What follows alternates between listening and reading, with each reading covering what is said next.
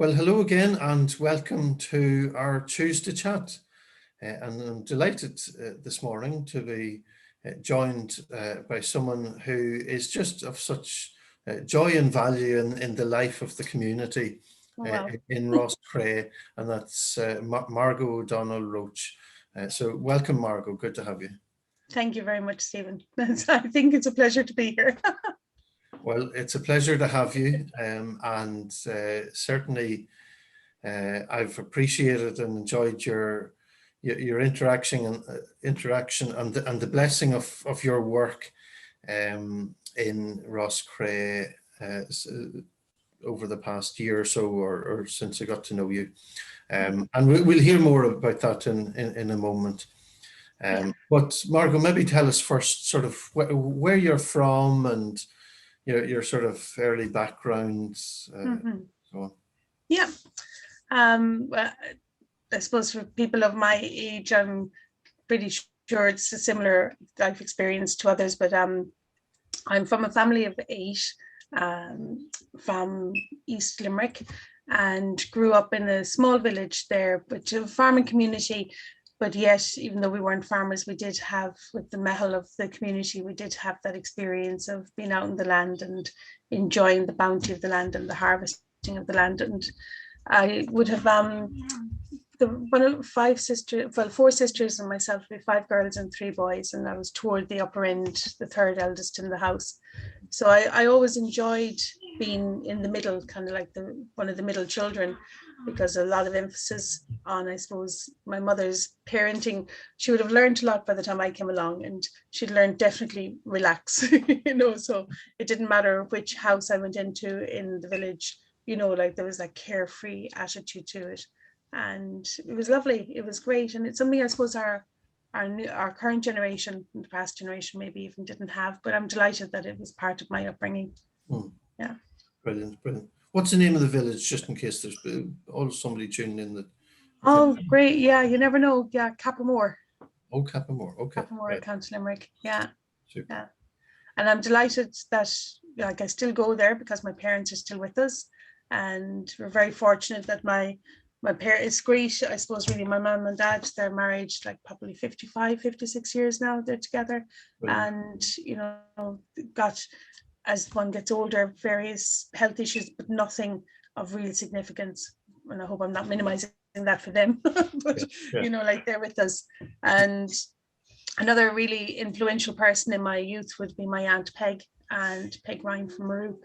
And we just celebrated her 98th birthday maybe 2 weeks ago, and she has just been a rock. And I feel really honored because not only is she my aunt, she's also my godmother. And I presume you meant 90th rather than 19th. 98th. Oh, 98th. Oh, wow. Oh, sorry, I didn't hear you right. Wow. Yeah. Okay.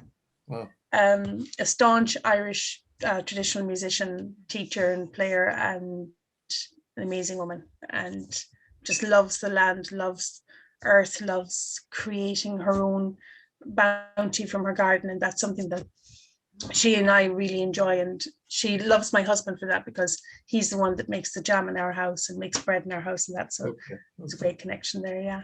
Brilliant. Well, lovely to hear your background there. In terms of your own journey, then maybe when you hit sort of, let's say around late teens or moving on from school and everything, what sort of happened around that stage? Yeah, being working class people, we've always had a job when we were younger, all the family. So like even I suppose about age 14 or thereabouts, I would from about the age of 12 I was babysitting, and then from about 14 I started helping to clean a house for an older woman in the village who was my Saturday job. And then as soon as the Leaving Cert was done, I was 17 when I did my Leaving Cert, but turned 18 a few months later. And I got a job in a hairdressing salon, and that was fun. And I didn't really know what I wanted to do when I left school. My parents would have encouraged us all to go to college and to study and get a good job and a decent job and that. But I didn't really know what I wanted to do. But I was good. I was good at home economics. Was one of my best subjects in school. So my father kind of said, well, look, you can get a job in a hotel. You'll always have a job. We all thought we'd all have a job if we worked in hotels. Yeah. And like, he was a very supportive, and still is a very supportive person, my dad. And I remember he drove me into was the 2 Mile Inn in Limerick at the time out Guinness Road. And he just drove in, asked to speak to the manager and said, can you give that girl a job? She's looking for something to do. And he got me a job, simple as that. So I started working in catering and in waitressing, and then did the kitchen, and then did the bar, did hospitality. Went then through down to Cork and studied in hotel management, and kind of spent a good few years in that, which at that time, I suppose in the 80s, I was fortunate that I had a job in Ireland because all my friends left. They were either in America, Australia, England, but I was lucky I was able to go to any part of Ireland and get a job. Brilliant. So, and I worked in Limerick, I worked in Cork, I worked in Kerry, I worked in Athlone. And it was when I was in Athlone, I kind of thought, you know what, I think I want to go too. So, and I always kind of felt that at least I wasn't pushed out of Ireland. It was my choice to go, that I did have work, but I wanted to go for something different. And one of my college lecturers had rang me and said, there's a job I know coming up in a pub in England, in London, if you want to go for it. So I just got on the bus and the boat and went.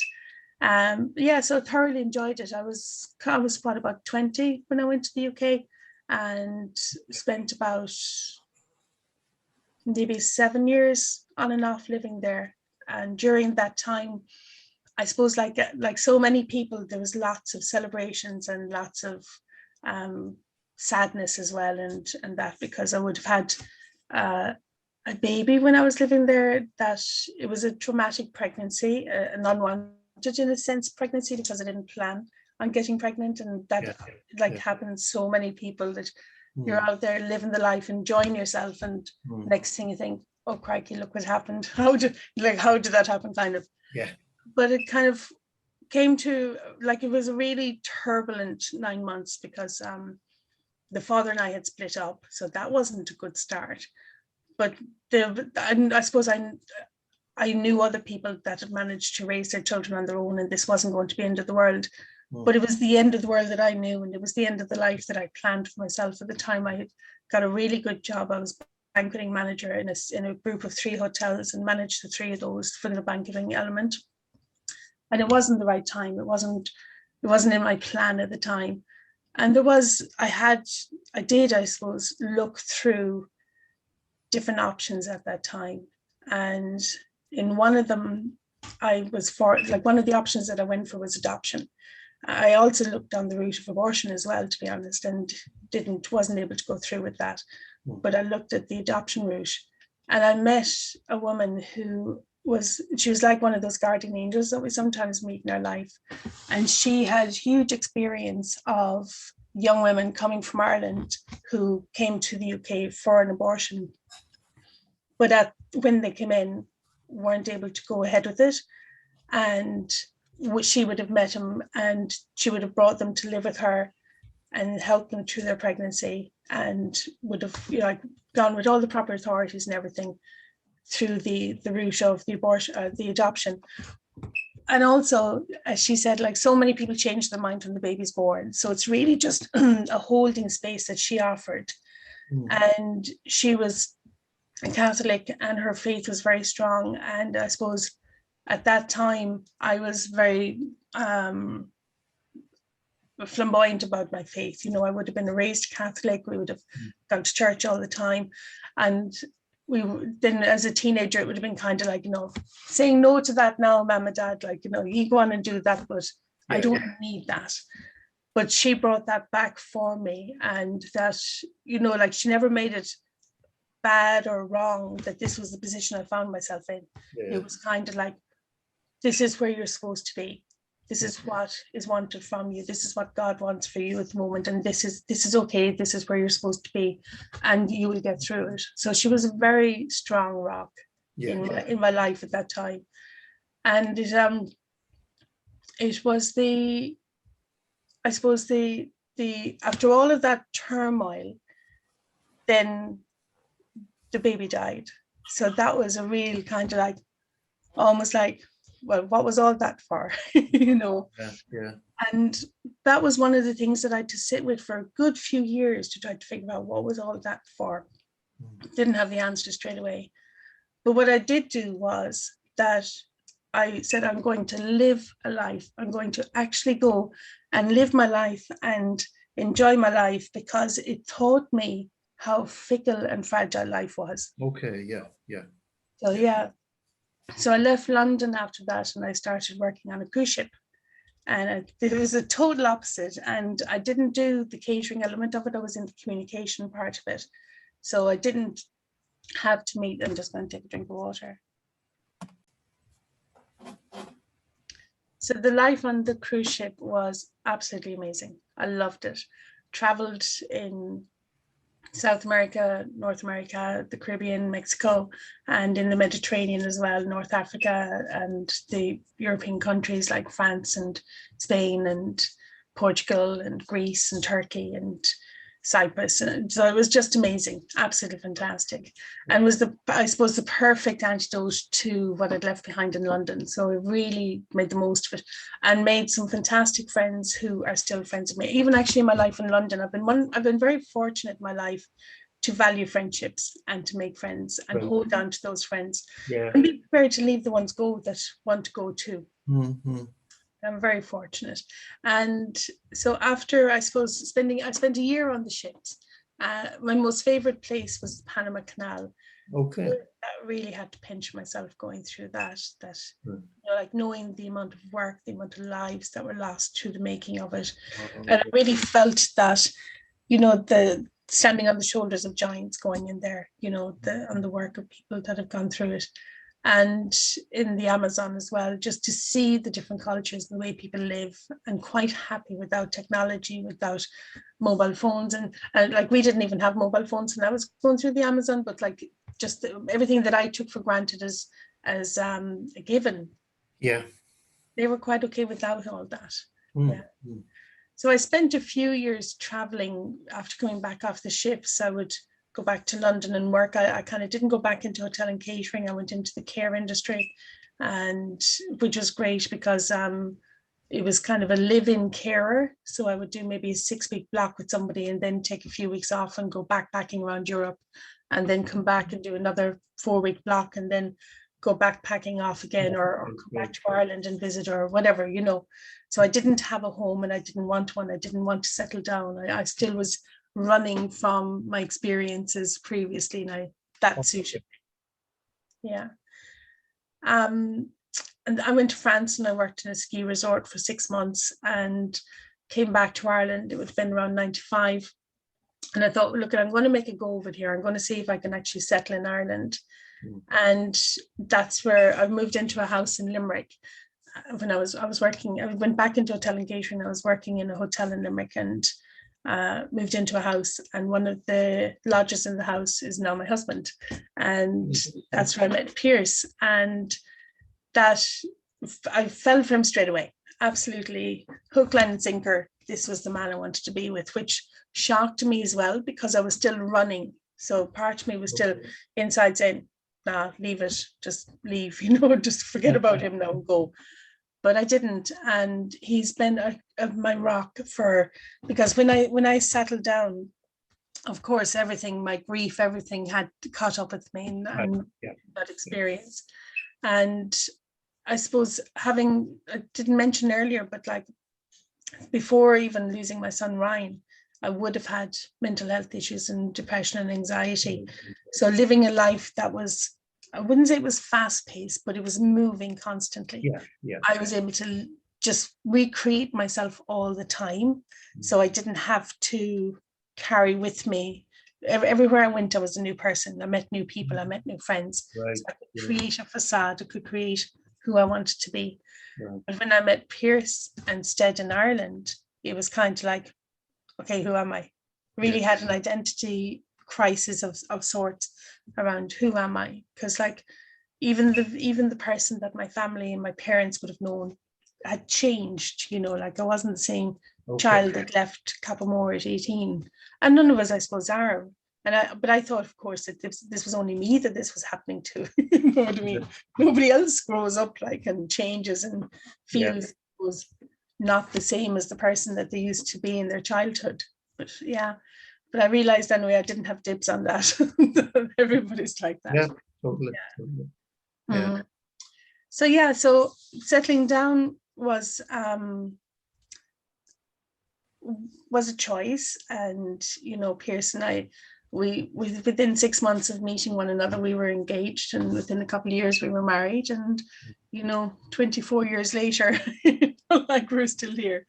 Yes. But it didn't put an end to my running, and my father was amazed at that because I think maybe a year or two after we got married, we decided to go to Australia. Okay. We went over to a friend's wedding, and both of us fell absolutely in love with the country. Okay. So we came home and we moved back. We got our plans in order. Okay. But one of the things that we wanted when we got married was to have a child, and it didn't happen. We weren't able to get pregnant. So went for some counselling around that. Now I would have went for counselling after I lost my son Ryan with a fabulous organisation in the UK, and would have, when I came back to Ireland, continued as a peer supporter with that organisation, the Stillbirth and Neonatal Death Society. So so I'd met a counsellor from the hospital in Limerick, the maternity hospital. So I had some sessions with her, and she was saying like it was what I learned about how my body was controlling what happened blew me away, because I didn't realize that my body had such an ability, because I thought everything happened in the mind. Right. Yeah. Yeah. And so that was the beginning, I suppose, of the conversation around how my body had control of things as well, you know.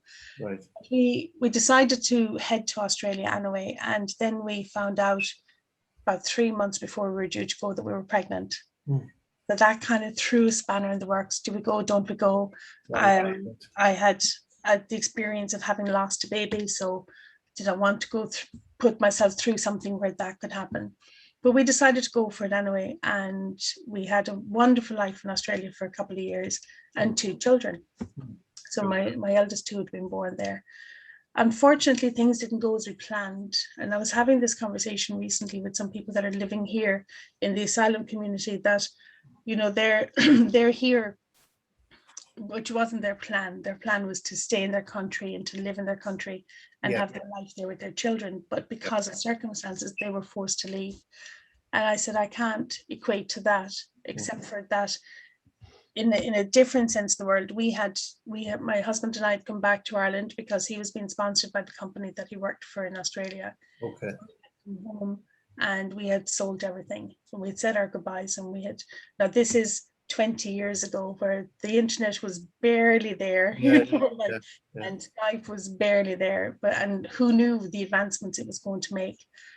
We went back to Australia to discover that it was all a farce, that there was nothing happening with the company that he was working for, and in fact he was working illegally. And because our second child was due to be born, we went to the Department of Immigration asking for an extension on my visa, because I had a visitor's visa, so I had to leave every 6 months. Right. And they were really kind and gave it to us, no problem. And my husband said, well, look, maybe you might just check and see, where's my application in the system? And there wasn't. So literally, like within seconds, it was a really kind person to somebody who realized they were dealing with an illegal immigrant, and they wanted to export him or deport him straight away. Wow. So that brought huge fear into our lives then. And also then the recognition that we couldn't stay. We'd made a choice to stay, and we'd everything planned and organized, but we had to leave. And we had to leave. My daughter was only 11 days old when we had to leave. And we came back then to our families, and I felt that sense of like, this isn't where I want to be. I didn't want the weather. I didn't want even my family around me. I had said my goodbyes. I made my plans. So that was a really difficult experience, and led to quite a deep depression for me as well, and the anxiety about who am I now again, another identity crisis, because like, you know, the way, and at the time I used to buy into all this, the saying like, you made your bed, you may lie in it. So when I came back and it wasn't what I wanted, but it was a real challenge. And we were having that conversation with a couple of people recently who were having a different experience, but they're in a place they don't really want to be, but they're making the most of it, you know. Yeah. I was remarking on their resilience because I found that so difficult from a different kind of angle, but yet they're so resilient that they're going to make this work for them. So we're back home now, 19 years, and it's been really fantastic. Another daughter with us. We lost another little baby again with miscarriage, our son Oisin, but our daughter Sarah decided to stay. And we've had a couple of challenges as parents, as most parents do have. Yeah. Right. He realized when my son was 6, he was diagnosed with autism and ADHD and ODD, which is oppositional defiance disorder. And I think of the different things, like he was born with all these letters after his name. So is the one, the oppositional defiant, that is such a difficult one to get to know and to parent, you know. Yeah. My son is 20 now. I've just realized, Stephen, that I'm just doing all this talking. No, and I'm letting you. I'm letting you. Question, will I take some water? Yeah, no, just far away. Sorry. I'm admittedly, I'm letting you, Margo, because I'm just finding this fascinating, because I'm here only essentially knowing your work and knowing and sensing and feeling the passion that you have behind your work with NTDC, North Tipperary Development Company, and in particular looking out for the asylum seekers in Roscrea and that we're in Dunkerque. And maybe you'll touch on those in a minute, although we're really moving on with the time. It's hearing, I'm just joyfully hearing your life, what your life experiences and the things that just fit in my mind with the Margo that I know, that I thought I knew, and how life just it brings out these things. Sorry, if please fire away with more there, but also if you can just concisely tell us about your work, and then but then also if you want to reflect on how your life leads in, your experience leads into your work at all. So anything along those lines, fire away there. Yeah. I suppose my life experiences have played a huge part in my work. And when I came back from, it was even before I got married, when I left the hotel and catering industry and decided that I had got so much support from various counsellors throughout my lived experiences and the recovery from those. And I always kind of said to myself, you know what, I really want to be the person on the other side, actually supporting somebody through their grief, through their struggles, through whatever it was, whether it is like the depression or part of me as well had started an eating disorder. So, you know, like I was aware of that within myself. So there was the anxiety, part of that was like had a paranoid element to it. And at times I would have used the mental health services, but it was the counselling and that talk therapy that really resonated with me. And I really felt the huge benefit to that. So I decided that I would, this is before we had children and before we went to Australia, that I would give up the catering industry that I was involved in at the time and study counselling and psychotherapy. And that was a really difficult choice because I didn't realize how much I needed to know myself to just listen to somebody and just sit and be. But it's really key that a counsellor goes through that learning experience. And toward the end of second year, I kind of said, you know what, I actually am not ready to face everything that is within myself to be faced yet. And I opted out of the counselling course. And it was a mutual agreement because my lecturers and my tutors could also see that, that the mask still wasn't fully off, nor was it ready to be taken off completely. So it was a tough decision, but it bought into around that time that we went to Australia saw this whole other land, saw this whole other opportunity, and I decided to park it all and go for that. In Australia, when my son was born, then I've always been a volunteer. I've always volunteered with young people. I've been really passionate about young people. And it's like, we grew up in youth clubs. My mother's a staunch community person. She's always on the edge of whatever's happening in our community. And, you know, I suppose the whole community was a big part of growing up for us. So like as soon as I was old enough to be kicked out of the youth club as a member, I was back in as a volunteer and a youth leader. So, you know, that was always part of my goal. So I did that in Australia, and I volunteered with young people who had dropped out of school. And I had some experience of that, because another role that I had for a while was working with women that had unplanned pregnancies. And that really came from my own experience of having that as well. So there was lots of places where, you know, like it was because this was something that resonated with me, was the work that I did. So when we came back from Australia and went through that period of time where my son was going through that diagnostic, and that's a really challenging place to be as a parent, having your child going through any kind of diagnosis. And I don't want to, from my experience, where my son looked the epitome of health. He was a stunning young guy. He smiled at everybody. He engaged and seemed like to be fun, and yet was such a handful. And we were like loggerheads all the time. So it was really challenging. And yet at the same time, and I appreciate why people need to get a diagnosis, even though I don't appreciate labels, but it did give me something to connect with and say, like, so that's it. It wasn't that I couldn't do this right. It's that I didn't know what this was, and I didn't understand what this was. And one of the things then that helped me in that was by kind of learning about what autism is from my son. Because like it's a very different experience for every individual, and every family is a different experience as well.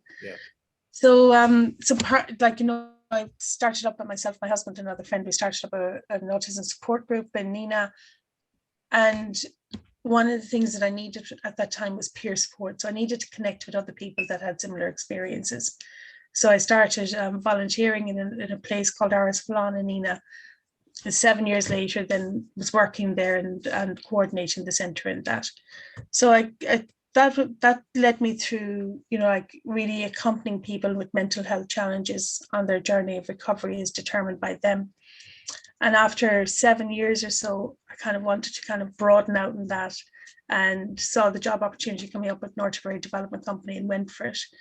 So I love my role as a community development worker, and I love being able to just sit and chat with somebody from the community and say, what are your needs and how can we support them together? Because I believe it has to involve the person and have the person lead it and do it, as opposed to being done for somebody.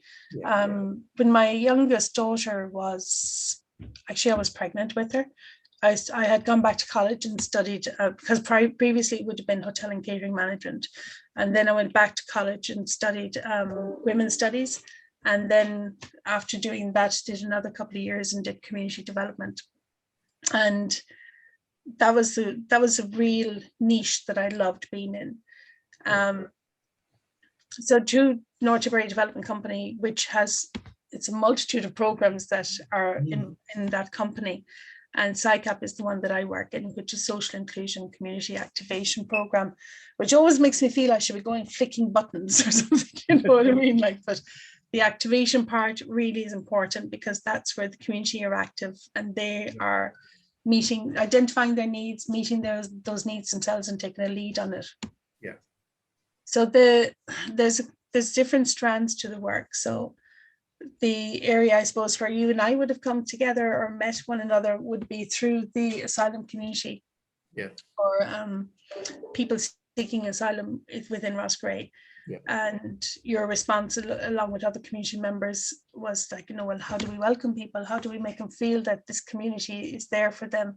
And they're transient, because they're not, this is their forever home. Here for a night, they could be here for 2 years. We don't know. We didn't know back then, and we still don't know. And so that brought me into meeting the welcome group that you're part of, Stephen, and which was a fantastic, oh gosh, prior COVID, like, was a fantastic opportunity for us to meet people, welcome them, and just support them and support them to live the best life that they can live while in this situation, you know. Oh, totally. Yeah.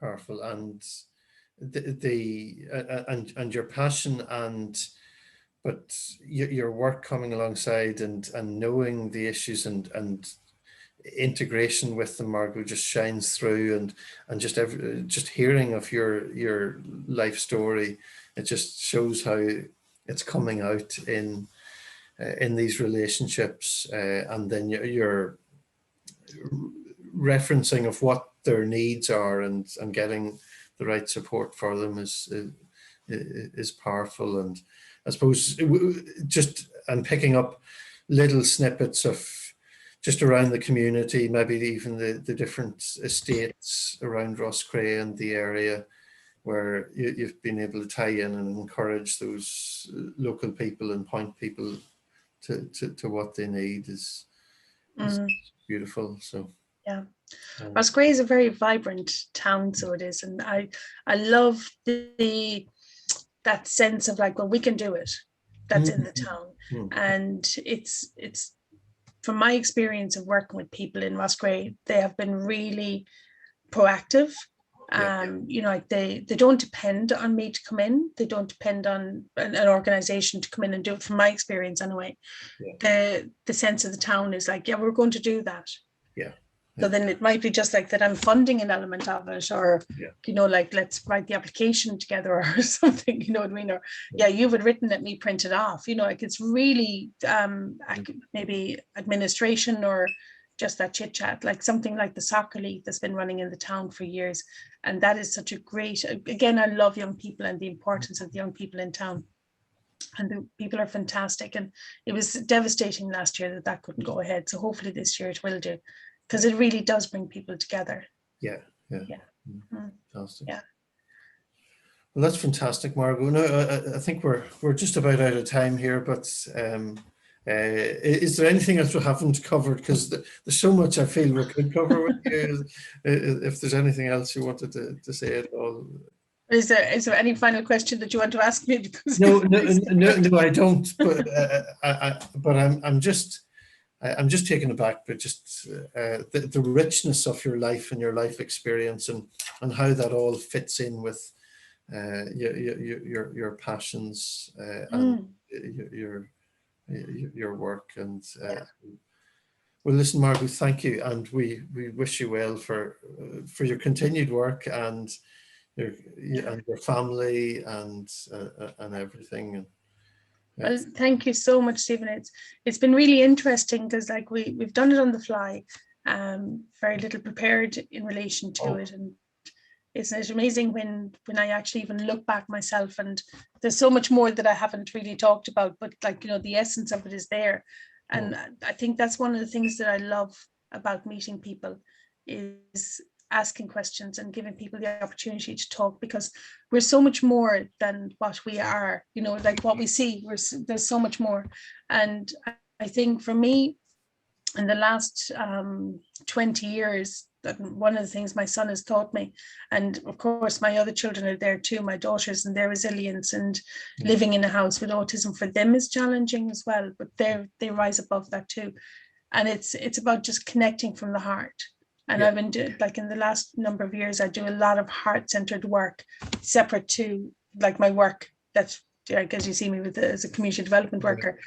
But working on my heart and working on opening my heart and working through the energy fields and through different modalities that I've learned along the way. It's just, once I know that my heart is in it, it can't go wrong.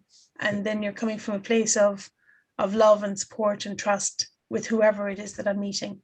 And I suppose that's my universal, whether it's God or Buddha or Allah or whatever, but I think that heart connection is coming from the universe, and that's coming from, you know, a source greater than me, you know, which I'm humbled to when I remember and tap into that again. Yeah. Brilliant. Well, thank you very much, Margo. Thank you for your time and choose to chat today. You're welcome. Thank you very much too. Bye-bye.